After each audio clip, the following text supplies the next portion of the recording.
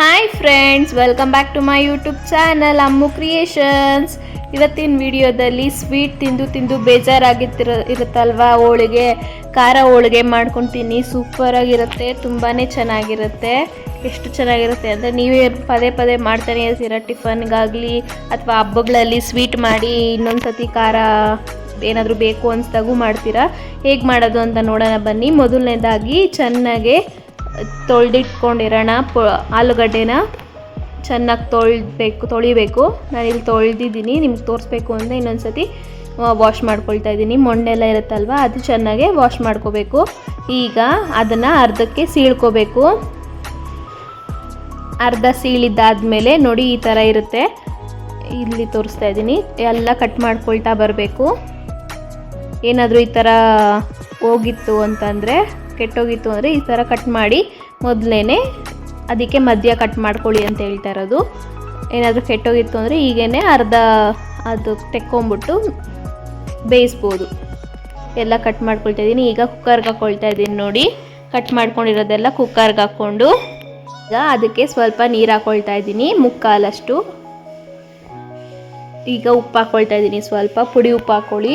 ಅದು ಆಲೂಗಡ್ಡೆಗೆ ಸ್ವಲ್ಪ ಚೆನ್ನಾಗಿ ಹಿಡಿಯುತ್ತೆ ಅನ್ನೋ ಕಾರಣಕ್ಕೆ ಆಲೂಗಡ್ಡೆ ಬೇಯಿಸೋವಾಗೇ ಹಾಕ್ಕೊಂಡಿದ್ದೀನಿ. ಬೇಗನೂ ಬೇಯುತ್ತೆ, ಚೆನ್ನಾಗಿ ಸ್ಮ್ಯಾಶ್ ಮಾಡೋ ಹಂಗೆ ಬೆಂದಿರುತ್ತೆ ಅನ್ನೋ ಕಾರಣಕ್ಕೆ ಮೊದಲೇ ಹಾಕ್ಕೊಳ್ತಾ ಇದ್ದೀನಿ ಫ್ರೆಂಡ್ಸ್. ಈಗ ಕುಕ್ಕರ್ನ ಲಿಡ್ ಮುಚ್ಚಿ 3 ವಿಸಿಲ್ ಕೂಗ್ಸೋಣ. 3 ಅಥವಾ 4 ಕೂಗಿಸಿ, 3 ಸಾಕು ಅನಿಸುತ್ತೆ. ಆಲೂಗಡ್ಡೆ ಚೆನ್ನಾಗಿದ್ರೆ ಬೇಗ ಬೆಂದ್ಬಿಡುತ್ತೆ.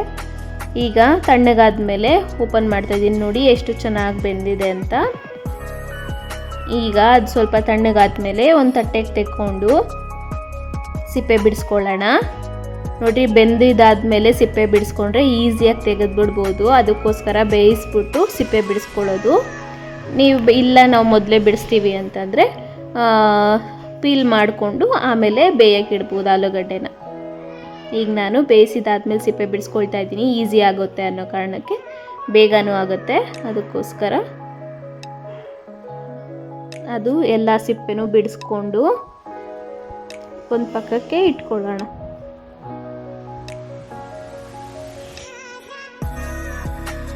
ಅಲ್ಲೂ ಏನಾದರೂ ಚುಚ್ಚುಕ್ಕೆ ಇತ್ತು ಅಂತಂದರೆ ಈಗಲೇ ತೆಕ್ಕೊಂಬಿಡಿ. ಇಷ್ಟು ಪ್ರೋಸೆಸ್ ತೋರಿಸ್ತಾ ಇರೋದು ಬಿಗಿನರ್ಸ್ಗೆ ಫ್ರೆಂಡ್ಸ್. ಬರೋರು ಬೇಜಾರು ಮಾಡ್ಕೊಬೇಡಿ, ಸ್ಕಿಪ್ ಮಾಡ್ದಿರ ನೋಡಿ. ಅಡುಗೆ ಬರಲ್ವಲ್ಲ ಅವ್ರಿಗೆ ಇನ್ ಡೀಟೈಲಾಗಿ ತೋರಿಸ್ತಾ ಇದ್ದೀನಿ, ಅವರು ಟ್ರೈ ಮಾಡಲಿ ಅನ್ನೋ ಕಾರಣಕ್ಕೆ. ಈಗ ನೋಡಿ, ಎಲ್ಲನೂ ಸಿಪ್ಪೆ ಬಿಡಿಸ್ಕೊಂಡಿದ್ದೀನಿ. ಈಗ ಅದನ್ನು ಒಂದು ಪಾತ್ರೆಗೆ ಹಾಕ್ಕೊಳ್ತಾ ಇದ್ದೀನಿ. ಒಂದು 5-6 ಹಾಕ್ಕೊಂಡು ಸ್ಮ್ಯಾಶ್ ಮಾಡೋದ್ರಲ್ಲಿ ಸ್ಮ್ಯಾಶ್ ಮಾಡ್ಕೊಳ್ತಾ ಇದ್ದೀನಿ. ಕೈಯಲ್ಲೂ ಮಾಡ್ಕೋಬೋದು ಫ್ರೆಂಡ್ಸ್, ಬಿಸಿ ಇರುತ್ತಲ್ವ, ಸ್ವಲ್ಪ ಕೈ ಸುಡುತ್ತೆ ಅನ್ನೋ ಕಾರಣಕ್ಕೆ ಸ್ಮ್ಯಾಶ್ ತೊಗೊಂಡಿದ್ದೀನಿ. ಸ್ಮ್ಯಾಶರಲ್ಲಿ ಫುಲ್ಲು ಒಂಚೂರು ಗಡ್ಡೆ ಇಲ್ಲದೆ ಇರೋ ರೀತಿ ಸ್ಮ್ಯಾಶ್ ಮಾಡ್ಕೊಬೇಕಾಗತ್ತೆ. ಎಷ್ಟೇ ಸ್ಮ್ಯಾಶ್ ಮಾಡಿಕೊಂಡ್ರು ಕೊನೆಯಲ್ಲಿ ಸ್ವಲ್ಪ ಗಡ್ಡೆ ಸಿಗುತ್ತೆ. ಆವಾಗ ಒಗ್ಗರಣೆಗೆ ಹಾಕ್ಕೊಳ್ಳೋವಾಗ ಸ್ವಲ್ಪ ಇದು ಮಾಡ್ಕೊಳ್ಳೋಣ. ಈಗ ನೋಡಿ, ಮೆಣಸಿನ್ಕಾಯಿನ ಈ ರೀತಿ ಇದರಲ್ಲಿ ತುರ್ಕೊಳ್ತಾ ಇದ್ದೀನಿ. ನೀವು ಈ ರೀತಿ ಇಲ್ಲ ಅಂತಂದರೆ ಮಿಕ್ಸಿಗೂ ಹಾಕ್ಕೋಬೋದು ಖಾರಕ್ಕೆ. ನೋಡಿ, ಇದಕ್ಕೇ ಕರ್ಬೇವಿನ ಸೊಪ್ಪು ಸ್ವಲ್ಪ ಹಾಕ್ಕೊಂಡು ಚೆನ್ನಾಗೆ ತಿರುಗಿಸ್ಕೊಂಡಿದ್ದೀನಿ. ಈಗ ಈರುಳ್ಳಿನ ಸಣ್ಣಗೆ ಹಚ್ಕೊಬೇಕು ಫ್ರೆಂಡ್ಸ್. ಎಷ್ಟು ಸಣ್ಣ ತೋರಿಸ್ತೀನಿ ನೋಡಿ.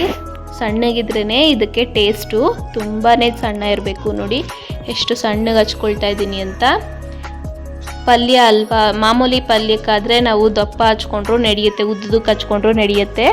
ಇದು ಖಾರ ಒಬ್ಬಟ್ಟಲ್ವಾ, ಅದಕ್ಕೆ ಕೈಗೆ ಸಿಗ್ತಾ ಇರುತ್ತೆ ತಟ್ಟವಾಗ. ಅದಕ್ಕೋಸ್ಕರ ಫುಲ್ಲು ಸಣ್ಣಗೆ ಹಚ್ಕೊಂಡ್ರೆ ಟೇಸ್ಟು ಚೆನ್ನಾಗಿರುತ್ತೆ.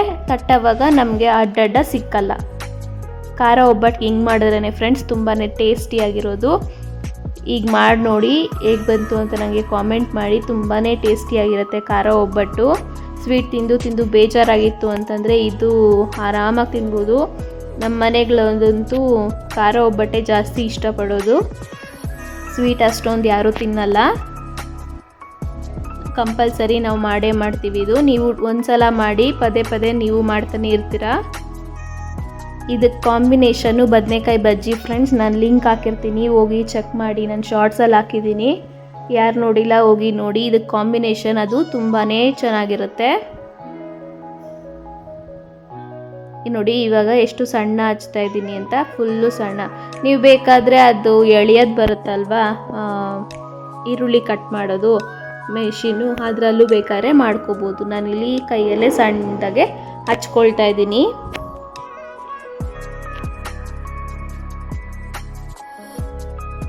ಈರುಳ್ಳಿ ಹಾಕಿದಷ್ಟು ಚೆನ್ನಾಗಿ ಬರುತ್ತೆ ಫ್ರೆಂಡ್ಸ್, ಟೇಸ್ಟ್ ಚೆನ್ನಾಗಿರುತ್ತೆ.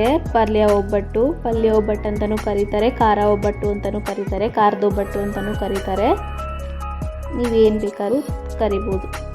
ಈ ಸೇಟುಗಳೆಲ್ಲ ಪರೋಟ ಅಂತ ಕರೀತಾರಲ್ಲ, ಆ ರೀತಿಯೇ ಇರುತ್ತೆ. ಇವಾಗ ಕೊತ್ತಂಬರಿ ಸೊಪ್ಪು ಸಣ್ಣಗೆ ಹಚ್ಕೊಂಡಿದ್ದೀನಿ. ಈಗ ಬಾಣಲಿ ಇಟ್ಟಿದ್ದೀನಿ. ಸ್ಟವ್ ಆನ್ ಮಾಡಿ ಬಾಣಲಿ ಇಟ್ಟು, ಬಾಣಲಿ ಬಿಸಿ ಆದಮೇಲೆ ಎಣ್ಣೆ ಹಾಕ್ಕೊಳ್ತಾ ಇದ್ದೀನಿ. ಎಣ್ಣೆ ಚೆನ್ನಾಗಿ ಕಾಯಕ್ಕೆ ಬಿಡೋಣ. ಎಣ್ಣೆ ಕಾದ್ಮೇಲೆ ಸಾಸಿವೆ ಹಾಕ್ಕೊಳ್ತಾ ಇದ್ದೀನಿ. ಸಾಸಿವೆ ಚೆನ್ನಾಗಿ ಚಿಟಪಟ ಅನ್ನಬೇಕು, ಅದು ಚೆನ್ನಾಗಿ ಸಿಡಿಲಿ. ಆಮೇಲೆ ಸ್ವಲ್ಪ ಜೀರಿಗೆ ಹಾಕ್ಕೊಳ್ತಾ ಇದ್ದೀನಿ. ಜೀರಿಗೆನೂ ಚೆನ್ನಾಗಿ ಫ್ರೈ ಆಗಬೇಕು. ಇದಕ್ಕೆ ಕಡಲೆಬೇಳೆ ಉದ್ದಿನಬೇಳೆ ಏನು ಯೂಸ್ ಮಾಡ್ತಾಯಿಲ್ಲ ಫ್ರೆಂಡ್ಸ್, ಮಧ್ಯ ಸಿಗ್ತಾ ಇರುತ್ತೆ ಅನ್ನೋ ಕಾರಣಕ್ಕೆ ಯೂಸ್ ಮಾಡ್ತಾಯಿಲ್ಲ. ನೀವು ಉದ್ದಿನಬೇಳೆ ಬೇಕಾದ್ರೆ ಹಾಕೋಬೋದು. ಈಗ ನೋಡಿ ಹಸಿಮೆಣ್ಸಿನ್ಕಾಯಿ ಮತ್ತು ಕರಿಬೇವಿನ ಸೊಪ್ಪು ತುರಿದು ಇಟ್ಕೊಂಡಿದ್ವಲ್ಲ, ಅದು ಹಾಕ್ಕೊಂಡು ಚೆನ್ನಾಗಿ ಫ್ರೈ ಮಾಡ್ಕೊಳ್ತಾ ಇದ್ದೀನಿ. ಚೆನ್ನಾಗಿ ಫ್ರೈ ಮಾಡ್ಕೊಳ್ಳೋಣ. ಅದು ಫ್ರೈ ಆದಮೇಲೆ ಈರುಳ್ಳಿ ಸಣ್ಣಗೆ ಹಚ್ಚಿದ್ವಲ್ಲ, ಅದನ್ನು ಹಾಕ್ಕೊಳ್ತಾ ಇದ್ದೀನಿ. ನಿಮಗೆ ಎಣ್ಣೆ ಜಾಸ್ತಿ ಅನಿಸ್ತಾ ಇರ್ಬೋದು, ಎಣ್ಣೆ ಏನೂ ಜಾಸ್ತಿ ಇಲ್ಲ ಫ್ರೆಂಡ್ಸ್, ಚೆನ್ನಾಗಿ ಬರುತ್ತೆ. ಆಲೂಗಡ್ಡೆ ಬಿದ್ದ ಮೇಲೆ ಅದು ಕರೆಕ್ಟ್ ಹದ ಬರುತ್ತೆ. ಇಷ್ಟು ಇರಲೇಬೇಕು, ಇನ್ನೂ ಕಡಿಮೆ ಹಾಕೊಂಡ್ರೆ ಟೇಸ್ಟ್ ಇರಲ್ಲ. ಹೀಗೇ ಉಪ್ಪು ಹಾಕ್ಕೊಂಡು ಚೆನ್ನಾಗಿ ಫ್ರೈ ಮಾಡ್ಕೊಳ್ತಾ ಇದ್ದೀನಿ. ನೋಡಿ ಈರುಳ್ಳಿ ಬೇಗ ಬಣ್ಣ ಬಿಡುತ್ತೆ ಅಂತ ಉಪ್ಪು ಹಾಕ್ಕೊಡೋದು ಫ್ರೆಂಡ್ಸ್. ಅದಕ್ಕೂ ಆಲೂಗಡ್ಡೆ ಬೇಯೋಕ್ಕೂ ಹಾಕ್ಕೊಂಡಿದ್ದೀವಿ. ಇದಕ್ಕೆ ಸ್ವಲ್ಪ ಹಾಕ್ಕೊಳ್ಳಿ, ನೋಡ್ಕೊಂಡು ಹಾಕ್ಕೊಳ್ಳಿ, ಜಾಸ್ತಿ ಆಗಿಬಿಡುತ್ತೆ. ಆಲೂಗಡ್ಡೆಗೂ ಉಪ್ಪಿರಲಿ, ಇದರಲ್ಲೂ ಉಪ್ಪಿರಲಿ ಅಂದ್ಬಿಟ್ಟು ಅದಕ್ಕೆ ಸ್ವಲ್ಪ ಇದಕ್ಕೆ ಸ್ವಲ್ಪ ಹಾಕ್ಕೊಂಡಿದ್ದೀನಿ. ಈಗ ನೋಡಿ ಅರಿಶಿಣದ ಪುಡಿ ಹಾಕ್ಕೊಳ್ತಾ ಇದ್ದೀನಿ, ಒಂದು ಅರ್ಧ ಸ್ಪೂನು. ಈ ಸ್ವಲ್ಪ ಗರಂ ಮಸಾಲ ಫ್ರೆಂಡ್ಸ್, ನೀವು ಗರಂ ಮಸಾಲ ಬೇಕಾದ್ರೆ ಸ್ಕಿಪ್ ಮಾಡ್ಕೋಬೋದು. ಅರಿಶಿನ ಒಂದು ಹಾಕ್ಕೊಂಡ್ರೆ ಸಾಕು. ನೋಡಿ ಅದನ್ನು ಚೆನ್ನಾಗಿ ಫ್ರೈ ಮಾಡ್ಕೊಳ್ಳೋಣ. ಈರುಳ್ಳಿ ಚೆನ್ನಾಗಿ ಬೇಯಬೇಕು, ಸಾಫ್ಟ್ ಆಗಬೇಕು ಫ್ರೆಂಡ್ಸ್. ಗೋಲ್ಡನ್ ಬ್ರೌನ್ ಎಲ್ಲ ಬೇಡ, ಸಾಫ್ಟ್ ಆದರೆ ಸಾಕು. ಈಗ ನೋಡಿ ಅದಕ್ಕೇ ಕೊತ್ತಂಬರಿ ಸೊಪ್ಪು ಹಾಕ್ಕೊಳ್ತಾ ಇದ್ದೀನಿ. ಆಲೂಗಡ್ಡೆ ಸ್ವಲ್ಪ 2-3 ದಿನ ಇಡಬೇಕು ಅಂತಂದರೆ ಕೊತ್ತಂಬರಿ ಸೊಪ್ಪು ಹೀಗೆ ಹಾಕ್ಕೊಂಡು ಫ್ರೈ ಮಾಡ್ಕೋಬೇಕಾಗತ್ತೆ, ಇಲ್ಲಾಂದರೆ ಸ್ಮೆಲ್ ಬಂದುಬಿಡುತ್ತೆ. ಈಗ ನೋಡಿ ಅದು ಫ್ರೈ ಆದಮೇಲೆ ಆಲೂಗಡ್ಡೆ ಸ್ಮ್ಯಾಶ್ ಮಾಡ್ಕೊಂಡಿದ್ವಲ್ಲ, ಆದರೂ ನೋಡಿ ಎಷ್ಟು ಗಡ್ಡೆ ಕಾಣಿಸ್ತಿದೆ ಅಂತ, ಆವಾಗೇ ಹಾಕ್ಕೊಳೋವಾಗ ಸ್ಮ್ಯಾಶ್ ಮಾಡ್ತಾ ಕೈಯಲ್ಲೇ ಸ್ವಲ್ಪ ಹಾಕ್ಕೋಬೇಕಾಗತ್ತೆ. ಬಿಸಿ ಇದ್ದಾಗೆ ಸ್ಮ್ಯಾಶ್ ಮಾಡಿಕೊಂಡ್ರೆ ನಿಮಗೆ ಫುಲ್ ಸ್ಮ್ಯಾಶ್ ಸಾಫ್ಟಾಗಿ ಸಿಗುತ್ತೆ. ಈಗ ನೋಡಿ ಇದನ್ನು ಚೆನ್ನಾಗಿ ಮಿಕ್ಸ್ ಮಾಡ್ಕೋಬೇಕು. ಒಗ್ಗರಣೆನೂ ಆಲೂಗಡ್ಡೆ ಚೆನ್ನಾಗಿ ಮಿಕ್ಸ್ ಆಗಬೇಕು. ನೋಡಿ ಎಷ್ಟು ಚೆನ್ನಾಗಾಗಿದೆ ಅಂತ. ಈಗ ಅದನ್ನು ಉಂಡೆ ಮಾಡಿ ಇಟ್ಕೊಂಡಿದ್ದೀನಿ. ಈಗ ಒಬ್ಬಟ್ಟು ಶೀಟು ಇದು ಯಾವ ರೀತಿ ಸಿಗುತ್ತೆ ಅಂತ ಹೇಳಿದ್ದೀನಿ ನಾನು ಸ್ವೀಟ್ ಒಬ್ಬಟ್ಟು ಮಾಡಿದಾಗ, ಅದರಲ್ಲಿ ಹೋಗಿ ಚೆಕ್ ಮಾಡಿ. ಈಗ ಕಣ್ಕ ಹೆಂಗೋ ರೆಡಿ ಮಾಡೋದು ಅಂತಲೂ ಅದರಲ್ಲಿ ತೋರಿಸಿದ್ದೀನಿ, ಹೋಗಿ ಚೆಕ್ ಮಾಡಿ. ಈಗ ಕಣ್ಕ ತಗೊಂಡು ಸ್ವಲ್ಪ ಅಗಲ ಮಾಡಿ ಅದು ಉಂಡೆ ಇಟ್ಟು ಸುದುರಿಸ್ಕೊಳ್ತಾ ಇದ್ದೀನಿ. ಅದು ಚೆನ್ನಾಗೆ ಸುದುರಿಸ್ಕೊಂಡಿದ್ದಾದಮೇಲೆ ಆ ಕವರು ಏನೇನು ಅಂತ ಎಲ್ಲ ಹೇಳಿದ್ದೀನಿ ಫ್ರೆಂಡ್ಸ್, ಇನ್ ಡೀಟೈಲಾಗೆ ಹೋಗಿ ಚೆಕ್ ಮಾಡಿ. ಈಗ ಅದು ಒಂದು ಶೀಟ್ ಇಟ್ಟು, ಇದು ಸ್ಯಾರಿ ಕವರು ಫ್ರೆಂಡ್ಸ್, ವೇಸ್ಟ್ ಮಾಡ್ದಿರ ಈ ರೀತಿ ಮಾಡಿಕೊಂಡ್ರೆ ತುಂಬಾ ಈಸಿ ಆಗುತ್ತೆ ನಿಮಗೆ ಒಬ್ಬಟ್ಟು ತಟ್ಟಕ್ಕೆ ಎಲ್ಲನೂ. ಕೈಯಲ್ಲಿ ಕೈ ನೋವು ಬರಲ್ಲ ಫ್ರೆಂಡ್ಸ್, ಕೈಯಲ್ಲೇ ಮಾಡಬೇಕು ಅಂತ ಏನಿಲ್ಲ. ಈ ರೀತಿ ಇದ್ದಾಗ ಹಿಂಗೆ ಸವರ್ಕೊಂಡು ಹೋದರೆ ಸಾಕು, ಏನು ಕಷ್ಟ ಅನಿಸಲ್ಲ ನಿಮಗೆ. ಬಿಗಿನರ್ಸ್ಗಂತೂ ಇದು ಆರಾಮಾಗಿ ಮಾಡ್ಕೊಂಡ್ಬಿಡ್ಬೋದು. ಒಬ್ಬಟ್ಟು ಶೀಟ್ ಅಂತಲೇ ಸಿಗುತ್ತೆ, ರೀಯೂಸ್ದು ಸಿಗುತ್ತೆ, ಯೂಸ್ ಆ್ಯಂಡ್ ಥ್ರೋದು ಸಿಗುತ್ತೆ ಫ್ರೆಂಡ್ಸ್. ನೀವು ಯಾವ್ದು ಬೇಕಾದ್ರೂ ತೊಗೋಬೋದು. ಇದು ನೋಡಿ ಸುತ್ತಾನು ಒಂದೇ ಸಮ ಬರೋ ರೀತಿ ತೆಳ್ಳಗೆ ಬರುತ್ತೆ ಫ್ರೆಂಡ್ಸ್. ಎಷ್ಟು ತೆಳ್ಳಗೆ ಹಾಕಿದ್ರು ಅಷ್ಟು ತೆಳ್ಳಗೆ ಬರುತ್ತೆ. ತೀರ ಕಿತ್ತೋಗಂಗೆ ಹಾಕ್ಕೊಬೇಡಿ, ಬರಲ್ಲ. ಇದು ನೋಡಿ ಅದು ಇಂದಲೂ ದಪ್ಪ ಅನಿಸ್ತು, ನಾನು ಇನ್ನೊಂದ್ಸತಿ ಇದು ಮಾಡ್ಕೊಳ್ತಾ ಇದ್ದೀನಿ. ಅಲ್ಲಿ ಸ್ವಲ್ಪ ಮೈದಾ ಏನಾದರೂ ಅನಿಸ್ತು ಅಂತಂದರೆ ಈ ಕಡೆ ಎಳ್ಕೊಂಡು ಅದನ್ನು ಹಿಂಗೆ ಒತ್ಕೊಂಡ್ರೆ ಅದು ಸುತ್ತಲೂ ಮೈದಾ ಬರಲ್ಲ ಫ್ರೆಂಡ್ಸ್. ಇದೊಂದು ಟಿಪ್ಪು, ಹೋಗಿ ಇದು ಮಾಡಿ ಟ್ರೈ ಮಾಡಿ ನೀವು. ಈಗ ಕಾಲು ಕಾದ್ಮೇಲೆ ಅದು ಕೌಲ್ ಮೇಲೆ ಹಾಕ್ಬಿಡ್ಬೋದು ಫ್ರೆಂಡ್ಸ್. ಎಷ್ಟು ಚೆನ್ನಾಗಿ ಬಿಟ್ಕೊಂಡಿದೆ ನೋಡಿ, ಒಂಚೂರು ಕಿತ್ತೋಗಲ್ಲ.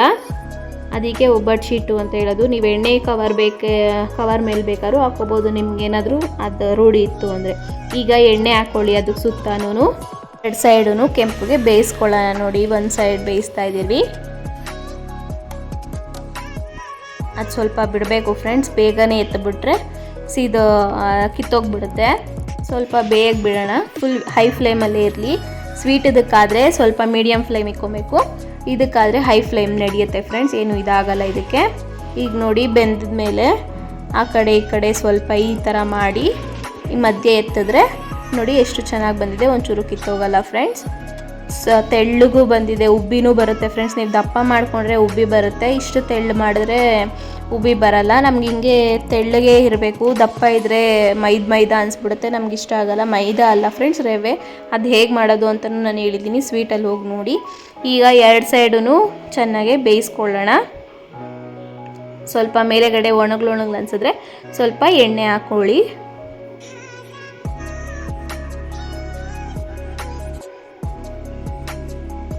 ನೋಡಿ, ಬೇಯ್ತಾ ಇದೆ. ಅದು ದಪ್ಪ ಇದ್ದರೆ ಉಬ್ಬಿ ಬರುತ್ತೆ, ಇಲ್ಲಾಂದರೆ ಬರಲ್ಲ. ನೋಡಿ, ಇದು ಚೆನ್ನಾಗೆ ಬೆಂದಿದೆ. ಈಗ ಎತ್ತಾ ಇದ್ದೀನಿ ನೋಡಿ, 2 ಸೈಡು ಚೆನ್ನಾಗಿ ಬೆಂದಿದೆ. ಇವಾಗ ತಟ್ಟೆಗೆ ಹಾಕ್ಕೊಂಡು ಅದು ಕಾಂಬಿನೇಷನ್ ಹೇಳಿದ್ನಲ್ಲ, ಬದನೆಕಾಯಿ ಬಜ್ಜಿ, ಅದ್ರ ಜೊತೆ ತಿಂತಾಯಿದ್ರೆ ಆಹಾ ಬಾಯಲ್ಲಿ ನೀರು ಬರುತ್ತೆ ಫ್ರೆಂಡ್ಸ್. ನೀವು ಟ್ರೈ ಮಾಡಿ ಒಂದ್ಸಲ, ಹೇಗೆ ಬಂತು ಅಂತ ನನಗೆ ಕಾಮೆಂಟ್ ಮಾಡಿ. ಎಷ್ಟು ಚೆನ್ನಾಗಿದೆ ನೋಡಿ.